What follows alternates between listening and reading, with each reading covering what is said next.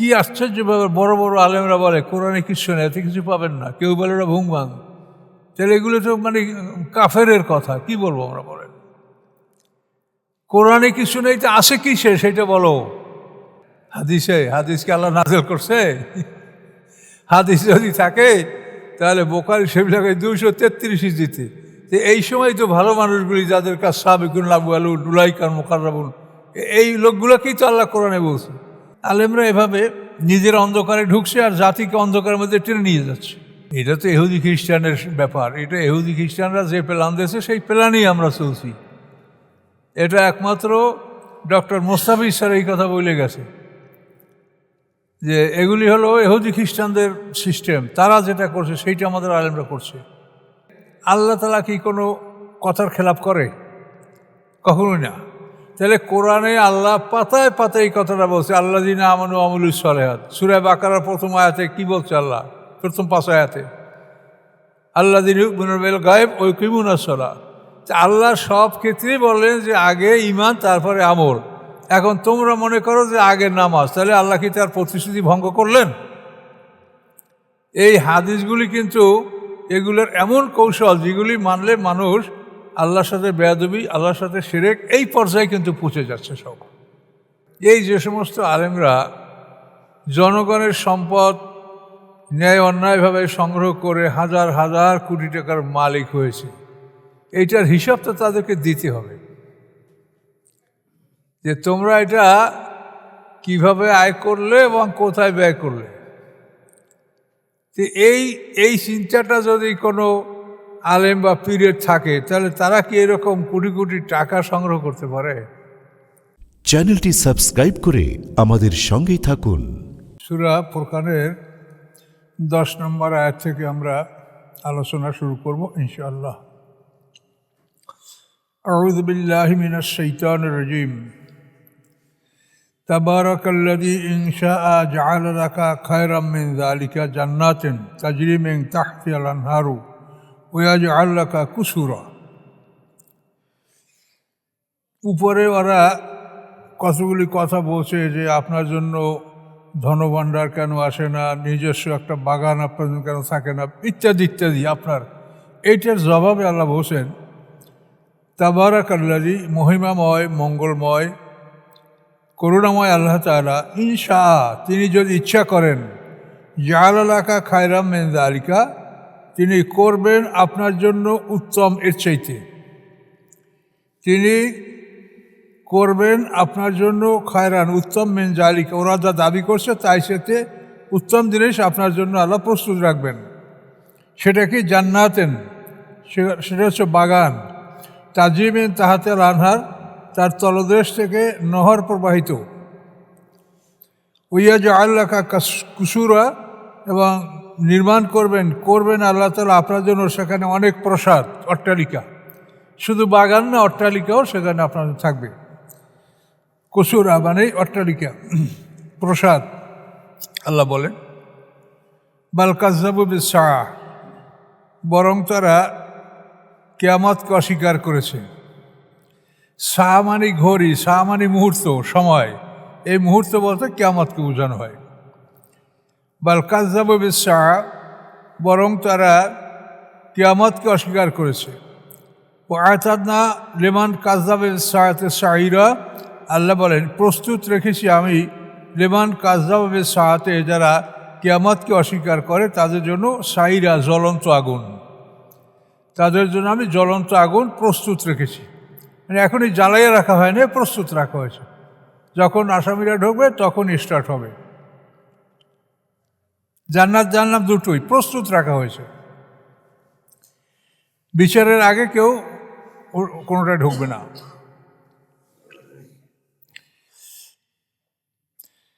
ইজা রাআতুম মিন মাকানিন বাঈদিন, এই সাইরের কথা বলা, জ্বলন্ত আগুন। ইজা রাআতুম, যখন সে দেখবে তাদেরকে, মানে তার মধ্যে যারা প্রবেশ করবে, মানে পরকালকে যারা অস্বীকার তাদেরকে। ইজা রাআতুম মিন মাকানিন বাঈদিন, যখন দেখবে তাদেরকে দূরবর্তী স্থান থেকে। মাকানিন বাঈদ, মাকান মানে স্থান, বাঈদ মানে দূর। যখন দেখবে ওই সাঈর, দোজক, মেম হুম তাদেরকে, মানে ওর মধ্যে যারা প্রবেশ করবে অর্থাৎ যারা পরকালকে অস্বীকার করছে তাদেরকে, মেম মাকানিম বাইদেন দূরবর্তী স্থান হতে। তো তখন কী হবে, স্বামীও শুনতে পাবে ওরা, লাহা উহার, তাকাইওজা গর্জন ও জাফিরা এবং শ্বাস প্রশ্বাস, মানে শোষ শব্দ, মানে ওর গর্জন এবং শোষ শব্দ। জাফিরা বলতে হয় মানে শ্বাস প্রশ্বাসের বড় শব্দ, জাফির, জাফির আর শাহিক। তো আল্লাহ বলেন এই জাহান্নাম যখন তাদেরকে দূর চোখে দেখবে তখন এই জাহান্নামের অবস্থাটা কী হবে, যে ওর মধ্যে প্রবেশকারীরা শুনতে পাবে তার ভয়ঙ্কর গর্জন এবং শোষ আওয়াজ, মানে বড় লোহার কারখানাটা না, সেখানে যে আগুন জ্বলে বহু দূর থেকে তার আওয়াজ শোনা যায়, বিশাল গতির আওয়াজ, আগুনের শোষ শব্দ ভয়ঙ্কর। এদা উল্কু মেহনা মাকানান দইয়েকা, যখন নিক্ষেপ করা হবে তাদেরকে মেহনা উহার, মেহনা উহার মানে ওই দোজক, উহার মাকানান দইয়েকান সংকীর্ণ স্থানে, মাকান মানে স্থান আর দইয়েকান মানে সংকীর্ণ। যখন নিক্ষেপ করা হবে তাদেরকে উহার মাকানান দইয়েকান সংকীর্ণ স্থানে, মোকাররানিনা শিকলে বাঁধা অবস্থায়, দাও হুনালেকা সুবুরা, তখন তারা ডাকবে তথায় ধ্বংস, নিজের ধ্বংস ডাকবে, যে আমি ধ্বংস হই, যে আমাকে শেষ করে দেওয়া হোক, আমাকে মেরে ফেলানো হোক, এভাবে সে ধ্বংস ডাকবে। তো এটা হলো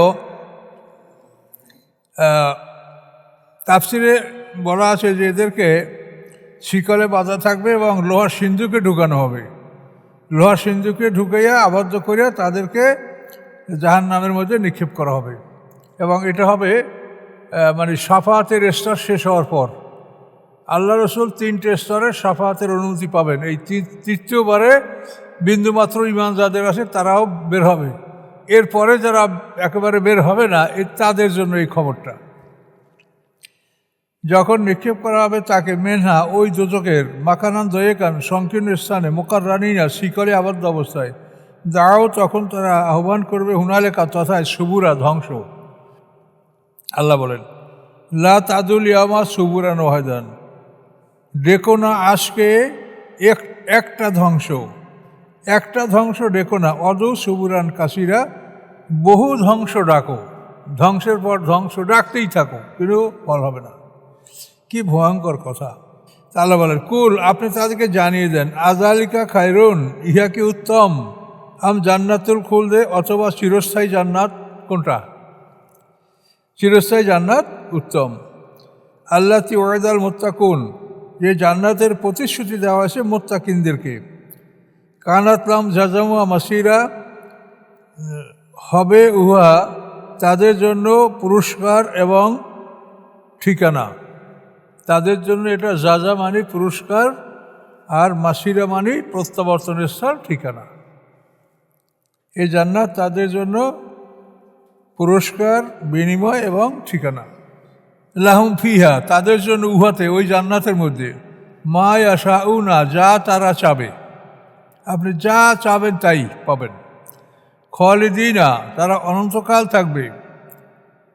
কানা আলা রব্বিকা ওয়াদাম মাসুরা, এটা আসে রবের উপরে একটা প্রতিশ্রুতি, যে প্রতিশ্রুতি রব থেকে চেয়ে নেওয়ার যোগ্য, মানে এটা আপনারা চেয়ে নিতে পারবেন। মাসুরা, চাইতে তো হবে না, তারপরেও চাওয়ার কথা বলছে যে আপনি যা চাবেন চেয়ে নেওয়ার মতো যোগ্য।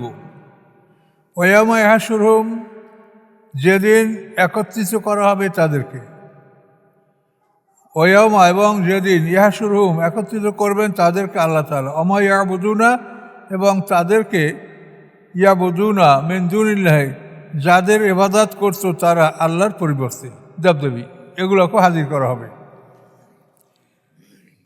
হাজির করার পরে আল্লাহ কী করবেন? ফাইয়া কলু, আল্লাহ জিজ্ঞাসা করবেন, আনতুম আদলামতুম ইবাদি হাউলাই, তোমরা কি পথভ্রষ্ট করেছো আমার এই বান্দাদের? তোমরা কি আমার এই বান্দাদেরকে পথভ্রষ্ট করেছো? আমহুমুদ্দাল্লুন, আমহুম দল্লুসাবিল, অথবা তারা নিজেরাই পথহারা হয়েছে।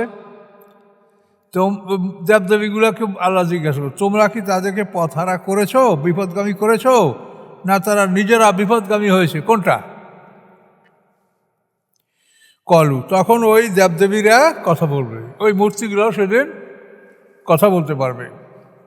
কলু, তারা বলবে সুবহানাকা, আপনার পবিত্রতা, মা কানা ইয়ামবাগিলানা, আমাদের পক্ষে শোভনীয় নয়, বৈধ নয়, আর নাত থেকে যাবেন দুনিকে মেন আউলিয়া, যে আমরা গ্রহণ করব আপনার পরিবর্তে কোনো অভিভাবক, আপনার পরিবর্তে আমরা কোনো অভিভাবক গ্রহণ করব না, এটা আমাদের জন্য শোভনীয় নয়, বৈধ নয়।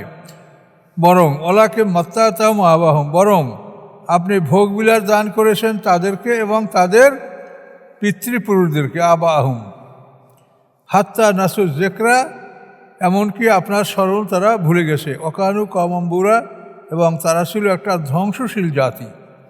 তাহলে এখন দেখেন, এই ধন সম্পদে মানুষ কিন্তু আল্লাহকে ভুলে যায়, আর মোমেনরা সবসময় বিপদগ্রস্ত থাকে। দেখেন, কোনো মোমেন তার একটা না একটা সমস্যা থাকবেই, হয়তো না শারীরিক অসুস্থতা, নাহলে পারিবারিক অসুস্থতা, না হয় বিভিন্ন মোমেনদের একটা সমস্যা থাকবেই। এই সমস্যার কারণে মোমেনরা আল্লাহকে বেশি বেশি করে স্মরণ করে, আর সমস্যা না থাকলে তখন মানুষ আল্লাহকে ভুলে যায়, এটাই স্বাভাবিক। আনন্দ উল্লাসে থাকলে আল্লাহকে ভুলে যায়। এই জন্য আল্লাহ বলেন, ওই দেবদেবীরা কি উত্তরটা দিল, ওলাকে মাত্তাতাহম আবাহম, বরং আপনি ভোগবিলাস দান করেছেন তাদেরকে এবং তাদের পিতৃপুরুষদেরকে, হাত্তা নাসুস জেকরা, এমনকি তারা এই উপদেশ ভুলে গেছে। অকানু কমম্বুরা, এবং তারা ধ্বংসশীল জাতি। এই কতগুলো জিনিস চিন্তা করে বোঝা যায়। এই যে সমস্ত আলেমরা জনগণের সম্পদ ন্যায় অন্যায়ভাবে সংগ্রহ করে হাজার হাজার কোটি টাকার মালিক হয়েছে, এইটার হিসাব তো তাদেরকে দিতে হবে, যে তোমরা এটা কিভাবে আয় করলে এবং কোথায় ব্যয় করলে। তো এই চিন্তাটা যদি কোনো আলেম বা পীরের থাকে, তাহলে তারা কি এরকম কোটি কোটি টাকা সংগ্রহ করতে পারে? এগুলো কি দেখেন, এগুলো তো মারাত্মক ব্যাপার। ওই যে কমিউনিস্ট ওই কমরেড দেলোয়ারের কথা ও বলছিল, মানে আমার মানে পরে তাফসিরের সদস্য হয়েছিল কমিউনিস্টের কমরেড। তো ও বলছিল, আমি ওকে বলছিলাম যে আচ্ছা তোমরা এই ইসলামের বিরুদ্ধে কী ওয়াজ টাজ করতে আগে, তাই বলো। কারণ আমরা দারুণ ওয়াজ করছি, কি যে আমরা বলেছি যে এই যে বেহেশতের কথা আলেমরা বলে, এটা ভুয়া, বেহেশত নাই। তার কারণ আলেমরা বলে যে গরিব 500 বছর আগে বেহেশতে যাবে। তা বেহেশত যদি থাকে, সেইখানে গরিব 500 বছর আগে কেন যাবে? তা আমরা যাবো, আলেমরা যাবে, ভালো মানুষ যাবে। পৃথিবীতে গরিবের জন্য কোন জিনিসটা আপনারা রাখছেন যে এইটা গরিবে ভোগ করুক, আমরা পিছনে থাকি? খাওয়া দাওয়া, মজলিস, জিয়াফত, কোনো ক্ষেত্রে গরিবের প্রাধান্য আছে? ওরা সবাই পিছিয়ে, খাইয়া দেওয়া বাঁচলে ওরা খাবে, না হয় নাই খাবে। তো গরিবের পৃথিবীতে কোনো স্থান নাই। আর আপনারা জান্নাত এত সুন্দর, এটা 500 বছর আগে তাদেরকে দিয়ে দিলেন। তার মানে আসলে এই বেহেশত নাই, এই জন্য ওইটা গরিবের আপনারা দিয়েছেন। আর আপনারা যারা হুজুর, এরা সবাই কোটিপতি, কেউ তো গরিব না। তাহলে আপনারা যদি ভেসতে চাইতে চান, আর যদি ভেসতেই থাকে, তা আপনারাও গরিব হইতেন এবং আপনারাও আগে ভেসতে যাওয়ার চেষ্টা করতেন। কাজেই আপনারা এইগুলা যা বলেন, এগুলো সব ভুয়া, বেহেশত নাই। বেহেশত থাকলে আপনারাই ভেসতে যাওয়ার জন্য সব ধন সম্পদ ত্যাগ করে আগে শূন্য হাতে হইতেন, তারপর আগে ভেসতে দিতেন। আপনারা মানুষ থেকে টাকা নেন আর কারণ কি মার হাবা, হাবা মানি বোকা, আর মার মানি মার, বোকা মারিয়া টাকা।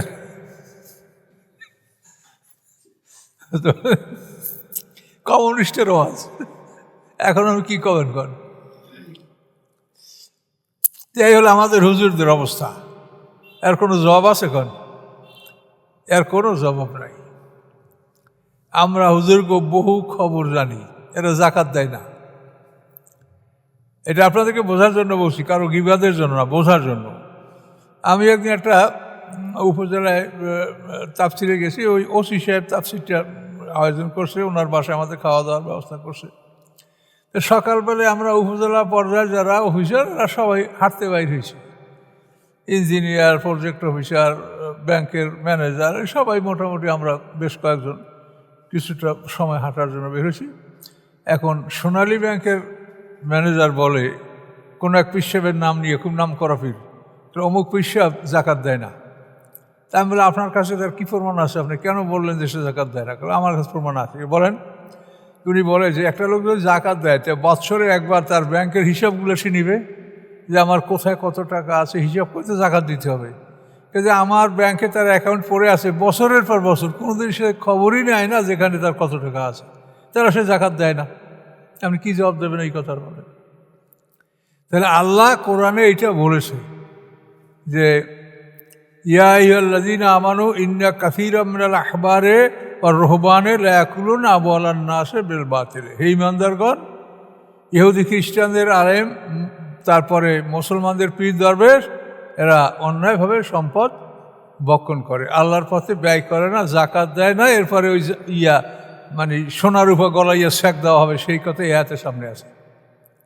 তাহলে আল্লাহ তো বলেই দিয়েছেন যে ওরা আল্লাযীনা ইয়াকনুজুনা যাহাব ওয়াল ফিদ্দাতা ওয়ালা ইউনফিকুনা ফি সাবিলিল্লাহি ফাবাশশিরহুম বিআযাবিন আলীম ইয়াওমা ইউহমা আলাইহা ফি নারি জাহান্নামা।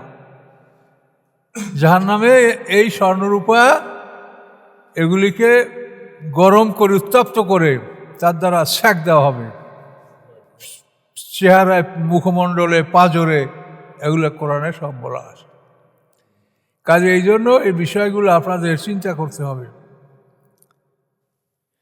বিষয়গুলি চিন্তা করতে হবে। যারা জ্ঞানী তারা কখনোই চাবে না যে আমি অপরের টাকা পয়সা, এই বোঝা আমি বহন করি, এটা তো আমার হিসাব দিতে হবে মালিকের কাছে। তা আমি এই সম্পদের মালিক কেন হবো অন্যায়ভাবে? গরিবের হক গরিবকে না দিয়ে আমরা হুজুরকে দেওয়ার সব হবে, আর ভেসতে লইছি হুজুর, অথচ গরিবের অধিকার তা আমরা দিচ্ছি না। কাজে এই জন্য সঠিকভাবে ইসলাম আপনারা বোঝাবার জন্য চেষ্টা করবেন। মানুষ না বোঝে, না বুঝুক, আপনি দাওয়াত দিবেন, আপনি পৌঁছাবেন, এইটা আপনার কাজ।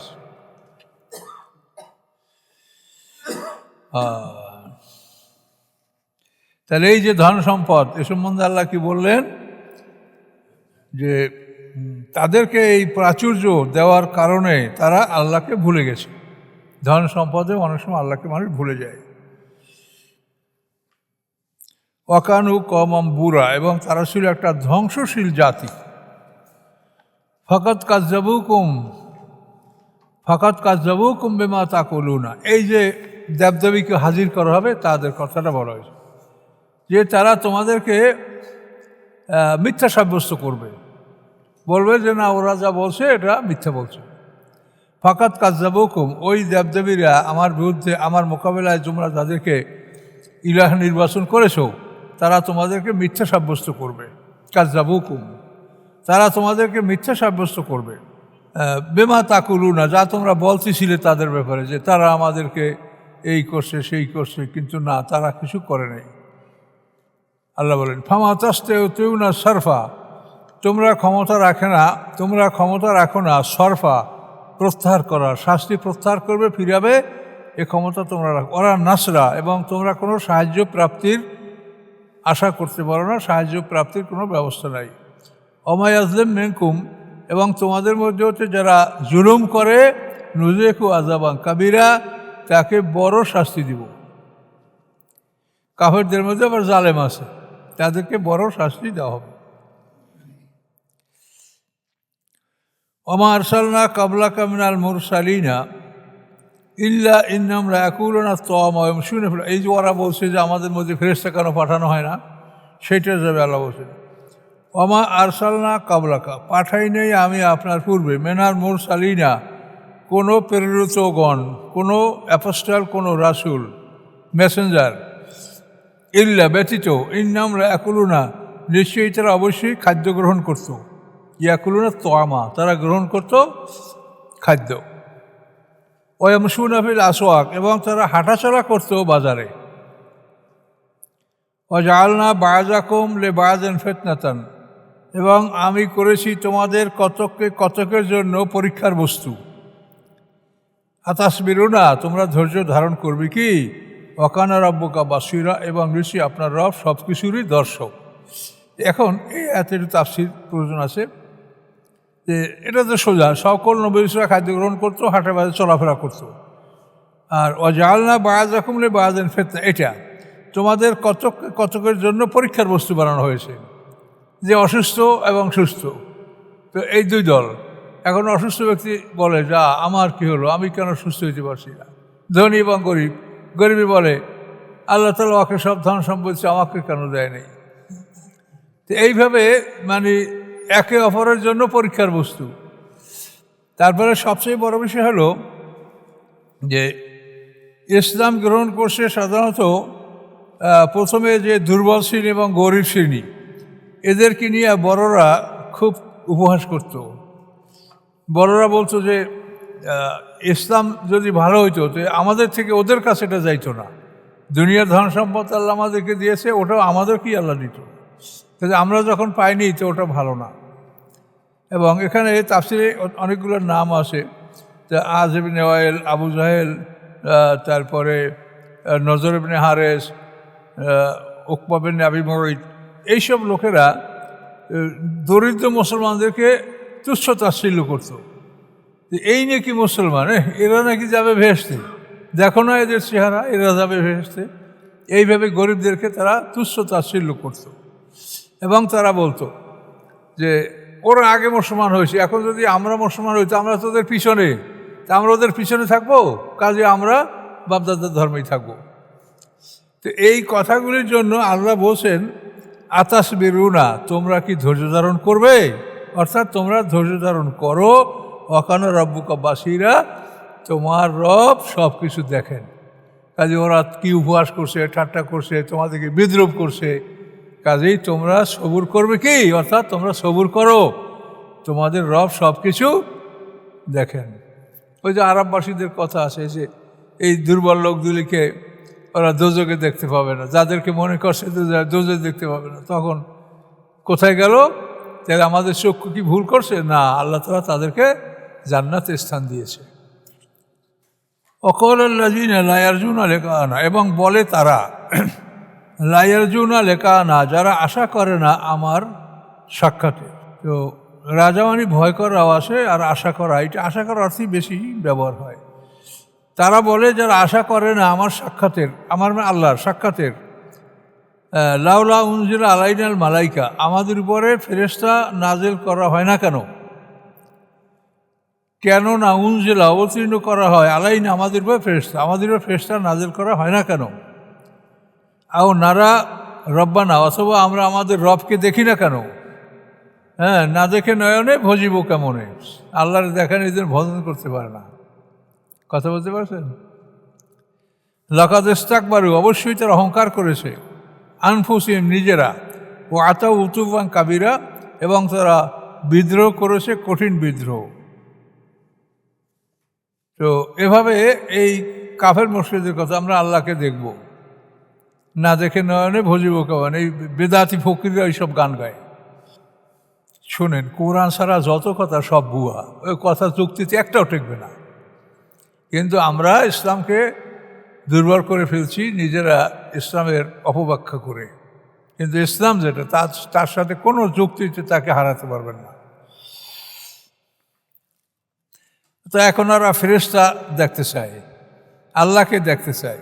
আল্লাহ বলেন ইয়াউমা ইয়ারাউনাল মালাইকাতা, যেদিন তারা ফেরেশতা দেখতে পাবে, লা বুশরা ইয়াউমাইযিন, সেদিন তাদের জন্য কোনো সুসংবাদ হবে না। ফেরেশতা যেদিন দেখবা সেদিন অবস্থা শেষ, আর কোনো সুসংবাদ হবে না। বুশরা লিল মুজরিমিনা, অপরাধীদের জন্য। ওয়াকুলুন, এবং বলবে হিজরাম মাহাজুরা, আশ্রয় আশ্রয়, বাঁচাও বাঁচাও। ফেরেশতা দেখলে ভয়তেই অস্থির হয়ে যাবে, বলবে বাঁচাও বাঁচাও। আল্লাহকে বলবে আল্লাহ আমাকে ফিরিয়েই দেন, আমি আর করব না। মানে ফেরেশতা মৃত্যুর সময় মানুষ ফেরেশতা দেখতে পাবে। তো ওই সময় যত কাকুতি মিনতি করবে মানুষ, এগুলো কোনো কিছুই গ্রহণযোগ্য হবে না। ইমানের সময় পার হয়ে গেছে। হেজরাম মাহাজুরা, বাঁচাও বাঁচাও, রক্ষা করো রক্ষা করো। অথবা হাজারামা নিষিদ্ধ, চিরতরে নিষিদ্ধ তাদের জন্য জান্নাত, ক্ষমা, এটা নিষিদ্ধ, এরকম অর্থ হতে পারে। আল্লাহ বলেন ও কাদেমনা এলামা আমিলুবেন আমালেন, আমি অগ্রসর হব এলামা উহার প্রতি, আমিলু যা তারা করেছে, মেন আমালেন কাজকর্ম। তারা যে কাজকর্ম ন্যাকগুলি করেছে এর প্রতি আমি অগ্রসর হব। ফাজালনাহু হাবাম মানসুরা, আমি করে দেব ওগুলাকে হাবা খড়কুটা মানসুরা বিক্ষিপ্ত। ওগুলিকে আমি তাদের আমল ন্যাক আমলগুলি আমি বিক্ষিপ্ত খড়কুটায় পরিণত করে দেবো, উড়ে যাবে, এগুলো তাদের আমল নামায় থাকবে না। যেমন কাফেররা বড় অনেক ভালো কাজ করে, রাস্তাঘাট, তারপরে শিক্ষা প্রতিষ্ঠান, বিভিন্ন অডিটোরিয়াম, গাছপালা লাগানো, অনেক কিছু মোশরেকরা, এটা আমাদের বহু নিদর্শন আমরাও দেখতে পাচ্ছি। এই শহরে দেখেন হিন্দুদের কত কিছু অবদান আছে, সারা বাংলাদেশ এরকম দেখলে পাবেন যে হিন্দুদের অনেক কিছু। আমাদের Barishal Brajamohan college, Ashwini Kumar town hall, তারপরে দেখেন বাগেরহাট প্রফুল্ল চন্দ্র কলেজ, তারপরে ব্রজলাল কলেজ যশোরে, হিন্দুদের বহু অবদান আছে। তো এখন এই আমলগুলি আল্লাহ বলছেন যে আমি এগুলাকে খড়কুড়ার মতো উড়াই দেব। তার কারণ ঈমান ছাড়া কোনো আমল গৃহীত হবে না। কথা বলতে পারছেন? বিরাট কথা, ঈমান ছাড়া কোনো আমল গৃহীত হবে না।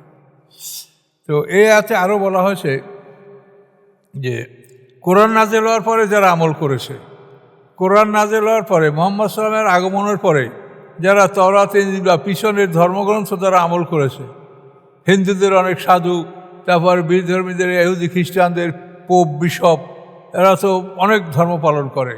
আল্লাহ বলে এগুলো আমি খড়কুটার মধ্যে উড়াই দেব। তার কারণ মুহাম্মদ সাল্লাল্লাহু আলাইহি ওয়াসাল্লাম আসার পরে, কোরআন আসার পরে পিছনের কেতাব স্থগিত। এখন এই প্রশ্নপত্র দ্বারা তোমাদের উত্তর দিতে হবে।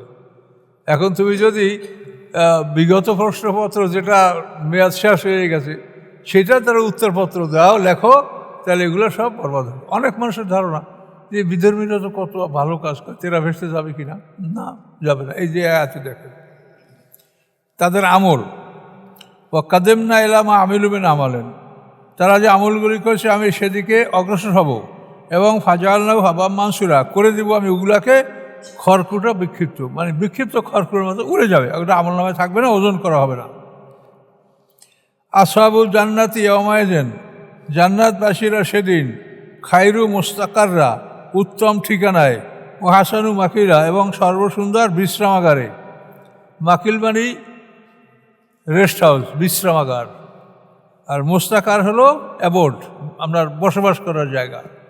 ওয়াউমা তাশাক্কাকুস সামাউ বিল গামামি, এবং যেদিন ফেটে যাবে আকাশ মেঘ সহকারে, বেমানি শহীদ, মেঘ সহকারে আকাশ ফেটে যাবে। আর নুজরাল মালাইকাতু তানজিলা, এবং ফেরেশতা অবতরণ করবে অসংখ্য ব্যাপক হারে। ইয়াউমা তাশাক্কাকুস সামাউ, এটা হচ্ছে হাসরের ময়দানে আল্লাহ যখন বিচারের জন্য নেমে আসবেন বিচারের মাঠে, সেই সময়ের কথাটা বলা আছে।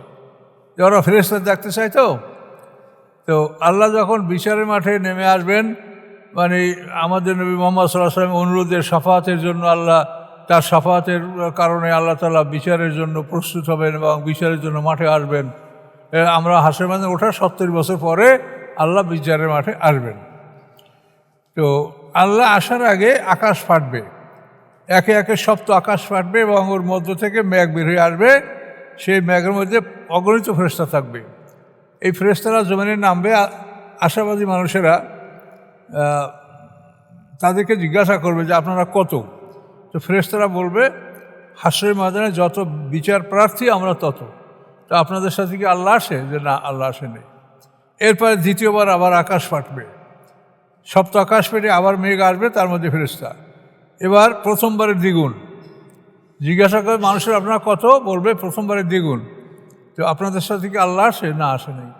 এরপর তৃতীয়বারে আবার আকাশ ফেটে মেঘ বের হবে, এবারে আসবে দ্বিতীয়বারের দ্বিগুণ, অর্থাৎ 4 গুণ।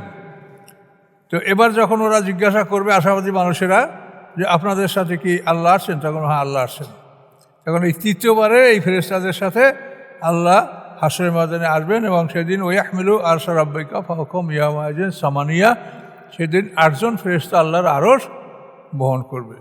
তো ওরা ফেরেশতা দেখতে চাইছে, তো এই জন্য আল্লাহ বলেন যে এই ফেরেশতা যেদিন আসবে তোমরা দেখবে যে কীভাবে আসে। তাহলে ফেরেশতা আসবে কী হারে? যে মানে প্রথম আসলো 1 গুণ, দ্বিতীয়বারে 2 গুণ, তৃতীয়বারে 4 গুণ। তো 4 আর 2 6 আর 1 7। তাহলে হাসরের ময়দানে যত প্রার্থী 7 গুণ ফেরেশতা নিয়ে আল্লাহ তাআলা মাঠে আসবেন।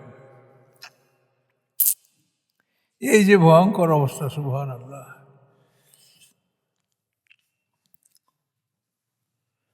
তো আসার পরেই আল্লাহ তাআলা বিচারের সিংহাসনে আরোহণ করা অবস্থায় তিনি আসবেন এবং লিমানুল মুলক এই প্রশ্নটাই করবেন, আল আরদু জামিয়ান কবজাতি ইয়াউমাল কিয়ামাতি ওয়াস সামাওয়াতু মাতবিয়াতুম বিয়ামিনি। সপ্ত আকাশ আল্লাহর বাম হাতে থাকবে, 7 পৃথিবী আল্লাহর বাম হাতে থাকবে, সপ্ত আকাশ আল্লাহর ডান হাতে গুটানো থাকবে। এবং এই আকাশ পৃথিবী এটার মালিককে, এই মালিকানা সম্বন্ধে হাসর ময়দানে সবাইকে প্রশ্ন করা হবে। নামাজ বহু দূরের কথা, আগে মালিকানা, ঈমান। দেখেন, আল্লাহ তাআলা কি কোনো কথার খেলাপ করে? কখনোই না। তাহলে কোরআনে আল্লাহ পাতায় পাতায় এই কথাটা বলছে, আল্লাযীনা আমানু ওয়া আমিলুস সালিহাত। সূরা বাকারার প্রথম আয়াতে কি বলছে আল্লাহ? প্রথম 5 আয়াতে আল্লাযীনা ইউমিনুনা বিল গায়ব ওয়া ইউকিমুনাস সালাহ। আল্লাহ সব ক্ষেত্রেই বললেন যে আগে ঈমান তারপরে আমল। এখন তোমরা মনে করো যে আগে নামাজ, তাহলে আল্লাহ কি তার প্রতিশ্রুতি ভঙ্গ করলেন? এই হাদিসগুলি কিন্তু এগুলোর এমন কৌশল যেগুলি মানলে মানুষ আল্লাহর সাথে বেয়াদবি, আল্লাহর সাথে শিরক, এই পর্যায়ে কিন্তু পৌঁছে যাচ্ছে সব। ইসলামকে অবমাননা, ইসলামকে তুচ্ছ তাচ্ছিল্য করা, বিধর্মীদের সমালোচনা করার সুযোগ করে দেওয়া, এই সব কিছুর মধ্যে দিয়ে হচ্ছে। এই জন্য এগুলি লক্ষ্য রাখতে হবে।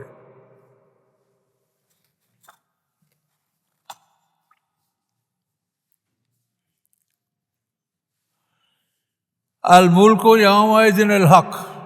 এই দেখেন, রাজত্ব, রাজত্ব সেদিন প্রকৃত রাজত্ব রহমানের জন্য। ন্যায়সঙ্গতভাবে এই মুলক মানে রাজত্ব রহমানের জন্য। ওয়াকানা ইয়াওমান আলাল কাফিরিনা আসিরা, এবং হবে সেদিন কাফেরদের উপরে এই দিনটি বড় কঠিন দিন। এই দিনটা কাফেরদের উপরে অত্যন্ত ভয়ঙ্কর দিন হিসেবে অতিক্রম করবে। এবং সেই দিন কী হবে? ইয়ামা ইয়াদ্দু যালিমু আলা ইয়াদাইহি, সেদিন দাঁতে কামড়াবে। আদ্দুন মানে মারির দাঁত দ্বারা কামড়ানো, দাঁত দ্বারা কামড়াবে জালেম আলা ইয়াদাইহি, তার দোনো হাত। ইয়াকুলু, এবং বলবে, ইয়া লাইতানি, হায় আফসোস, হায় ধ্বংস আমার, ইত্তাকাস্তু মা রাসূলি সাবিলা, যদি গ্রহণ করতাম রাসূলের সাথে কোনো একটি পথ। রাসূলের সাথে কোনো একটা পথ গ্রহণ করলে তাহলে আজকে আমি ধ্বংস হতাম না। এটা হলো উকবা বিন আবি মুঈত এর ঘটনা। এই উকবা বিন আবি মুঈত খুব ধনী ব্যবসায়ী ছিলেন। তো উনি যখনই সিরিয়া ইয়ামান থেকে দেশে ফিরতেন তখন আরবের নেতাকে দাওয়াত করে খাওয়াইতেন।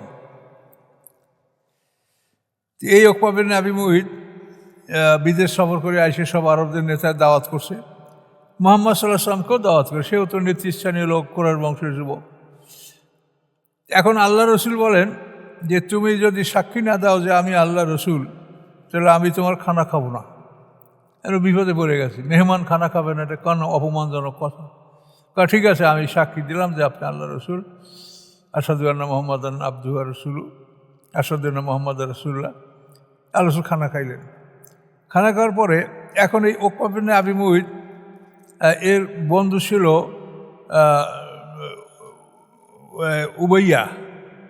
উমাইয়ার ভাই উবাই, উমাইয়া ইবনে খালফ আর উবাই ইবনে খালফ, দুই ভাই। উমাইয়ার মনিব তো বেলালের মনিব ছিল উমাইয়া, আর ওর ভাই হলো উবাই।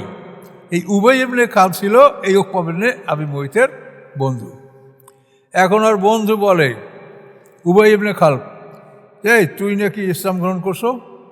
বলে, না রে ভাই, বন্ধু, না, আমি তো ওই আমার বাড়ি মেহমান খানা খাবে না, তাকে খানা খাওয়ানোর জন্য আমি কর্ম করছি, আমি মুসলমান হইনি। তো তাই যদি সত্য হয় তাই তুই মুহাম্মদ সাল্লাল্লাহু আলাইহি মুখে থুতু নিক্ষেপ করবি, আর যদি না করো তুই আমার সাথে তুই আমার সামনে মুখ দেখাবি না। ঠিক আছে, আমি করব। তা ও আল্লাহ রসুলের মুখের যে থুতু নিক্ষেপ করেছিল, কিন্তু আল্লাহ তাআলা ফেরেশতাদের মাধ্যমে তা ফিরিয়ে ওর মুখে লাগাই দিয়েছে, ওর মুখ পুড়ে গেছিল, আল্লাহ রসুলকে স্পর্শ করে নাই। তো এই উকবা বিন আবি মুঈত মরার পরে তার যে বিচারটা হবে কিভাবে, তার একটা দৃশ্য এখানে আল্লাহ তুলে ধরেছেন। যে বিচারের দিনে ও কি করবে, মানে দাঁতের মাড়ি দ্বারা হাতগুলি চিবাবে,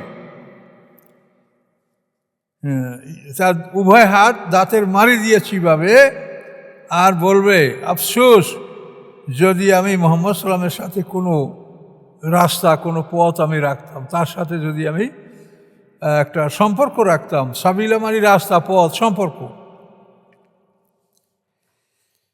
তো এই সম্পর্ক তো আমার হয়েছিল, আমি তাকে তো গ্রহণ করেইছিলাম, কিন্তু ধ্বংস আমার, ইয়া ওয়াইলাতা, নিচে রাস্তায় দেখেন, হায় ধ্বংস আমার, লাইতানিল আমার তাকে স্কোলানান খালিলা, দুর্ভোগ আমার যদি আমি গ্রহণ না করতাম অমুক লোকটাকে আমার বন্ধু।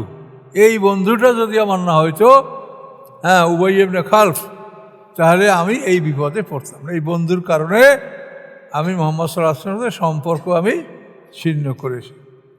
তো আল্লাহ রসুলের সাথে আমি কোনো একটা রাস্তা, কোনো একটা পথ, কোনো একটা সম্পর্ক রাখলে আজকে আমি সেই উসিলায় আমি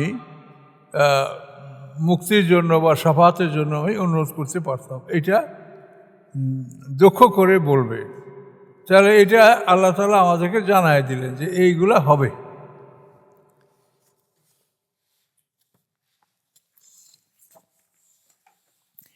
ইয়া বাইলাতা, হায় ধ্বংস আমার, লাইতানি যদি আমি গ্রহণ না করতাম অমুককে বন্ধু হিসেবে, লাকাত আদাল্লানি আনে যিকরি, অবশ্যই সে বিপদগামী করেছে আমাকে উপদেশ হতে, উপদেশ কোরআন, এই কোরআন হতে সে আমাকে বিপদগামী করেছে। বা যায় জানি, যখন পরে উহা আমার কাছে এসেছে, আমার কাছে আসার পরে, আমার কাছে হেদায়েত আসার পরে সে আমাকে বিপদগামী করেছে। অকানা শয়তানুল ইনসানের খাজুরা, এবং হয় শয়তান মানুষের জন্য চরম অপমানকারী, শয়তান মানুষকে অপমান করে এবং মানুষকে ধ্বংস করে। তাহলে এখন দেখেন এই বন্ধুদের কারণে মানুষ কিভাবে পরকালকে হারায়, এই দৃষ্টান্তটা আল্লাহ তাআলা কোরআনে তুলে ধরলেন।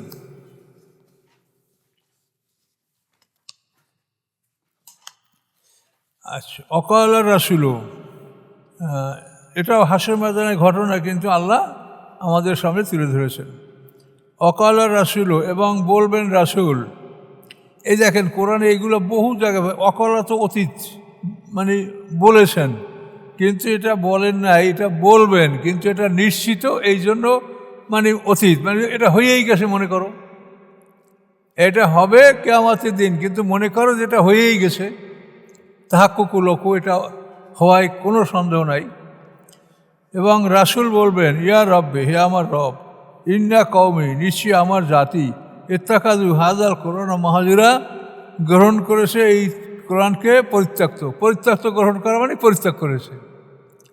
আমার এই জাতি, আমার জাতি মানে রাসূল উম্মত, আমরা তো তার জাতি, তার জাতি তো তার বংশের লোক না, তাকে যারা স্বীকার করেছে তারা তার জাতি, এরা কোরআনকে ছেড়ে দিয়েছে। তো এই অভিযোগ তাফসিরে বলা আছে যে এই অভিযোগে কোরআন ছেড়ে দিয়েছে যারা, তারা হবে আসামি, মুহাম্মদ সাল্লাম বাদী। তাহলে হাসরের ময়দানে একমাত্র উকিল যিনি, তিনি যদি হন আসামি, সেই মামলায় আর জামিন করাবার কেউ আছে? মহাবিপদ হবে। এই জন্য কোরআন ছেড়ে দেওয়া। দেখেন এখন কি আশ্চর্যভাবে বড় বড় আলেমরা বলে কোরআনে কিছু নেই, এতে কিছু পাবেন না, কেউ বলে ওরা ভুং ভাং। তাহলে এগুলো তো মানে কাফেরের কথা, কি বলবো আমরা? বলেন কোরআনে কিছু নেই, তো আছে কিসে সেটা বলো। কোরআনে কিছু নাই তো আছে কিসে, কোনটায় আছে? হাদিসে। হাদিসকে আল্লাহ নাযিল করছে? হাদিস যদি থাকে তাহলে বুখারী শরীফ লাগে 233 ইজিতে। এই সময় তো ভালো মানুষগুলি, যাদের কাছে সাবিকুন আউয়ালুন উলাইকাল মুকাররাবুন, এই লোকগুলোকেই তো আল্লাহ কোরআনে বলছে, এদের কাছে তো ছিল না। বুখারী শরীফ 233 লেখা হয়েছে। তাহলে এই ভালো মানুষগুলি কি করলো? তোমার কাছে কিছু নাই, মানে তোমরা গবেট, তোমরা কোরআনকে পড়ো না, অথবা আল্লাহ তাআলা তোমাদেরকে সুম্মুম বুকমুন অমিউন যা বলছে না, তোমরা ওই দলের লোক, তোমরা সুম্মুম বুকমুন অমিউন, এই জন্য তোমরা কোরআনে কিছু পাও না। নফসে মুতমাইন্না তাদের মধ্যে তৈরি হয়নি। নফসে মুতমাইন্না যাদের আছে তাদের এই অঙ্গ প্রত্যঙ্গ নকশে মুতমান্নায় নিয়ন্ত্রণ করে, তারা সব সঠিক দেখে। আর নফসে আম্মারায় যাদেরকে নিয়ন্ত্রণ করে তারা এগুলো দেখে না, তারা সুম্মুম বুকমুন অমিউন। এটা বিরাট কথা, আপনারা বুঝে নেন, এটা বলা আছে বহুবার। কি পরিত্যক্ত! এখন আলেমরা এভাবে নিজের অন্ধকারে ঢুকছে আর জাতিকে অন্ধকারের মধ্যে টেনে নিয়ে যাচ্ছে। কি কর, এটা তো ইহুদি খ্রিস্টানের ব্যাপার। এটা ইহুদি খ্রিস্টানরা যে প্ল্যান দিয়েছে সেই প্ল্যানেই আমরা চলছি। এটা একমাত্র ডক্টর মোস্তাফিজ স্যার এই কথা বলে গেছে যে এগুলি হলো ইহুদি খ্রিস্টানদের সিস্টেম, তারা যেটা করছে সেইটা আমাদের আলেমরা করছে। এখন এটা কি করার আছে বলেন? ভালো মানুষ টিকতে পারে? এই মোস্তাফিজ স্যারের কুষ্টিয়া যখন ভিসি এলো অল্প দিনের মধ্যেই তাকে এখানে চলে যেতে হলো। তার কারণ ভালো মানুষের কোনো স্থান নাই পৃথিবীতে। আমরা ঢাকা নিয়ারে একটা ট্রেনিংয়ে ছিলাম, 50 জন প্রিন্সিপাল। তো এই নিয়ার এগুলো নিয়ম হলো দেশের সর্বোচ্চ শিক্ষিত যারা এরকম লোক আমাদেরকে ক্লাস করাবে। হয়তো আমরা বোধ হয় 15 দিন 1 মাস না কতদিন ছিলাম আল্লাহ জানে, মনে নেই এখন। তো ওই স্যারেরও একদিন ক্লাস ছিল। তো স্যারের ক্লাসে বললেন যে তোমরা এই যে এটা পালন করছো এটা ইহুদি খ্রিস্টানদের। তো একজন ফাদার মাদার প্রিন্সিপাল কয় যে স্যার এটা হলো অলি আল্লাহদের নিয়ম। স্যার বলছে তুমি ভুল বলছো, এটা ইহুদি খ্রিস্টানদের নিয়ম তরমা আছে, এটা অলি আল্লাহদের না। তো ও লোকটা আবারও প্রতি বসে, তখন স্যার বলছে যে তুমি এই ক্লাসে বসার যোগ্য না। Father mother principal. আর একজন আমাদেরকে পড়াই আসছিলেন, স্মরণীয় কথা, ডক্টর আনোয়ার আলী। দাড়ি নাই, মোষ নাই, একেবারে ক্লিন শেপ, প্যান্ট শার্ট পরা। উনি আসছে আমাদেরকে হাদিস পড়াবার জন্য, ডক্টর আনোয়ার আলী। এখন উনি বলেন যে তলাবুল ইলমে ফরিজাতুন আলা কুল্লি মুসলিম মুসলিমা। বোঝেন না অর্থ আপনারা? জ্ঞান শিক্ষা করা সকল নরনারীর উপর ফরজ। তো উনি বলে এই হাদিসটার অর্থ আমি বুঝি না। তখন আমি মনে মনে করি যে স্যার আপনি তো বোঝেন না, আমরা বুঝি, এটা মনের কথা আমার। তারপর কাজে আপনারাও বোঝেন না, তখন ঘাবড়াই গেলাম, তাহলে আমরাও বুঝি না, তাই এটার মধ্যে কিছু আছে। তারপর দুনিয়ার কোনো মুসলমান আল্লাহ রসুলের কথাটা বোঝে নেই। তারপর বললাম যে স্যার তাহলে কী বিষয়টা? তো বিষয়টা হলো আল্লাহ রসুল বলছে জ্ঞান অর্জন করতে। আমরা বিশ্বে মুসলমানরা জনসংখ্যা হইলাম 4-এর 1, আমাদের কাছে সম্পদ আছে 3-এর 1। তাহলে আমরা পৃথিবীর ধনী জাতি। তাহলে আমরা জ্ঞানের অভাবে আমাদের এই সম্পদ আমরা ব্যবহার করতে পারি না, এই জন্য আমরা কলমা পড়িয়ে ভিক্ষা চাই। বলেন, আমরা কলেমা পড়িয়ে ভিক্ষা চাই, লা ইলাহা মুহাম্মাদুর রাসূলুল্লাহ বলেই মনে ভিক্ষা নিয়ে দরজায় গেট খোলেন যে ফকির এসে, এই কলেমাটা কি ভিক্ষা করার জন্য? তাহলে এই ডক্টর আনোয়ার আলী যার দাড়িমোষ কিছু নাই আমাদেরকে হাদিস পড়াইছে, এটা ভোলার মতো না। আমি মরণ পর্যন্ত বলবো না যে তোমাদের কাছে সম্পদ আছে, তুমি এটার ইউটিলাইজ করতে পারো না, যার জন্য তুমি ভিক্ষা করো। সম্পদ তো তোমাদের। এই মধ্যপ্রাচ্যে যত সারা পৃথিবীর সম্পদ, পৃথিবীর কোথাও আছে, কিন্তু এনরা সবাই আরাম করবে আর ঘুমাবে। এদের কত মানে উপযুক্ত শিক্ষিত লোক নাই, ডক্টর, ইঞ্জিনিয়ার, প্রকৌশলী না থাকার কারণে এগুলি সব বিদেশিদের দখলে। সব জায়গায় তেলের খনি, সোনার খনি, যে খনি বলেন ওখানে ওটা দায়িত্বশীল কারা? বিদেশিরা। ফলে তোমাকে যা দেয় তাই শুকুর, তুমি মালিক হয়েও সিংহভাগ পাচ্ছ না, তা নিয়ে যাচ্ছে ওরা। তাহলে আনোয়ার আলীর কথা ঠিক যে আল্লাহ রসুল বসে জ্ঞান অর্জন করতে, তোমরা জ্ঞান অর্জন করো নাই, যার জন্য তোমরা ভিক্ষা করছো। এখন আমাদের তো উপায় নাই, আমরা তো দাড়ি টুপি জামার উপরই আমাকে ইসলাম নির্ভর করে। কথা বুঝতে পারছেন? কিন্তু দাড়ি কেমন লোকে যে অনেক আমাদের সাথে ভালো জানে, সেটা কিন্তু আমরা বিশ্বাস করতে পারি না। ও কাজালিকা জালনা লিকুলে নেবেন আদুয়া, এভাবেই আমি করেছি প্রত্যেক নবীর জন্য শত্রু। প্রত্যেক নবীর জন্য শত্রু কারা? মিনাল মুজরিমিনা, অপরাধীরা। অপরাধীরা নবীদের শত্রু। অকাবাবে রব্বিকা হাদি ও নাসিরা, এবং আপনার রব যথেষ্ট পথ প্রদর্শনকারী হিসাবে এবং সাহায্যকারী হিসাবে। হাদিয়ান মানে পথ প্রদর্শনকারী, নাসিরা মানে সাহায্যকারী। অকল আল্লাযিনা কাফারু, এবং বলে তারা যারা অবিশ্বাস করেছে, অকল আল্লাযিনা কাফারু, কাফেররা বলে, লাউলা নুজিলা আলাইহিল কুরআনু জুমলাতুন ওয়াহিদা, কেন অবতীর্ণ হয় না তার উপরে কোরআন একসঙ্গে নাজিল হয় না? আল্লাহ বলছেন কাজালিকা, এভাবে নুসাব্বিতু বিহি ফুয়াদাকা, আমি প্রতিষ্ঠিত করি বিহি, ওই কোরআনের সাহায্যে আপনার অন্তর। অল্প অল্প পড়াই, অল্প অল্প শিখাই, অল্প অল্প আপনি বোঝেন, যাতে আপনার হৃদয়টা প্রতিষ্ঠিত হয়। এভাবেই আমি প্রতিষ্ঠিত করি বিহি, কোরআন দ্বারা, ফুয়াদাকা, আপনার অন্তরকে, রাত্তালনাও তার তিলা, এবং আমি পাঠ করি আপনার উপরে থেমে থেমে। আল্লাহ সাইতি করা ভালো বোঝে? নাউযুবিল্লাহ মিন যালিক। আল্লাহ বলেন ওলা ইয়াতুনাকা বিমাসালিন, নিয়ে আসে না ওরা আপনার কাছে কোনো দৃষ্টান্ত। এই মাসাল মানে হলো এমন কথা যেগুলির কারণে মানুষের মনে সন্দেহ সৃষ্টি হয়, এটাকে মাসাল বলা হয়। মাসাল মানে দৃষ্টান্ত, এটা শব্দের অর্থ, কিন্তু আসলে যে কথায় মানুষের মনে সন্দেহ সৃষ্টি হয় এটার নাম হলো মাসাল। আল্লাহ বলেন নিয়ে আসে না ওরা আপনার কাছে কোনো সন্দেহজনক বস্তু, ইল্লা যে নাকা, ব্যতীত যে আমি নিয়ে আসি আপনার কাছে বেল হকের সত্য ও হাসানা তাফসির, এবং উত্তম ব্যাখ্যা। সত্য হলো যাতে সন্দেহ দূর হয়, এটা আমি নিয়ে আসি, এবং উত্তম ব্যাখ্যা নিয়ে আসি। আল্লাযীনা ইউহশারুনা আলা উজুহিম ইলা জাহান্নামা, যাদেরকে হাসরের ময়দানে একত্রিত করা হবে আলা উজুহিম, মস্তিষ্কের উপরে ভর করে, পাও থাকবে উপরে, মাথা থাকবে নিচের দিকে, ইলা জাহান্নামা, এভাবে করে তাদেরকে জাহান্নামের দিকে নিয়ে যাওয়া হবে। উলাইকা, এরা শাররুম মাকানা, নিকৃষ্ট অবস্থানে রয়েছে, ও আদাল্লু সাবিলা, এবং অত্যন্ত ভ্রষ্ট পথে তারা রয়েছে। এটা সূরা মুলকে দেখেন যে আল্লাহই বলেন যে যারা